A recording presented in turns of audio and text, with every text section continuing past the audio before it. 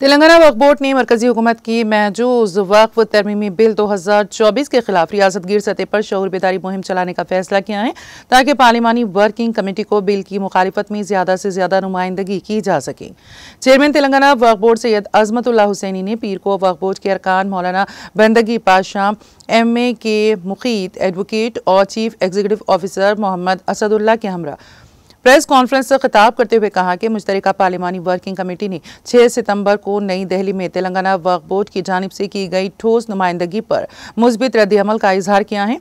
तेलंगाना वक्फ board की जानिब से तरमीमी बिल की तमाम 40 तरमीमात का मदलिल तौर पर जवाब देते हुए तहरीरी याददाश्त पेश की और कमेटी के रूबरू दलाइल पेश किए।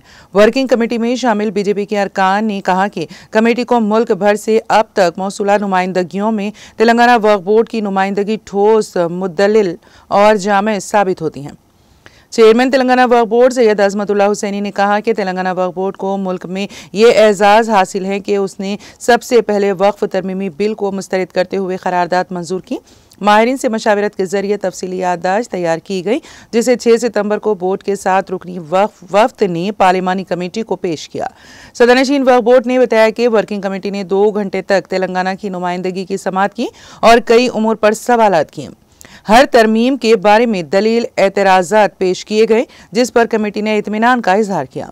अजमतुल्लाह हुसैनी ने कहा कि वक्फ तरमीमी बिल मुल्क में 25 करोड़ मुसलमान हैं और बड़ी मुश्किल से 25 लाख नुमाइंदगियां की गईं।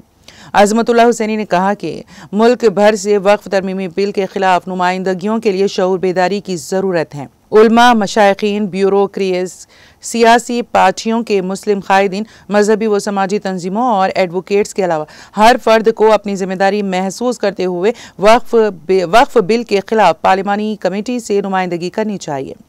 उन्होंने कहा कि आइमा और मौज़नीन को जुमा के खुतबे के मौके पर मुसलमानों से अपील करनी चाहिए कि वो वक्फ बिल के खिलाफ अपनी राय मुश्तरका पार्लिमानी कमेटी को रवाना करें। मोबाइल ऐप और ईमेल के जरिए नुमाइंदगी की जा सकती है।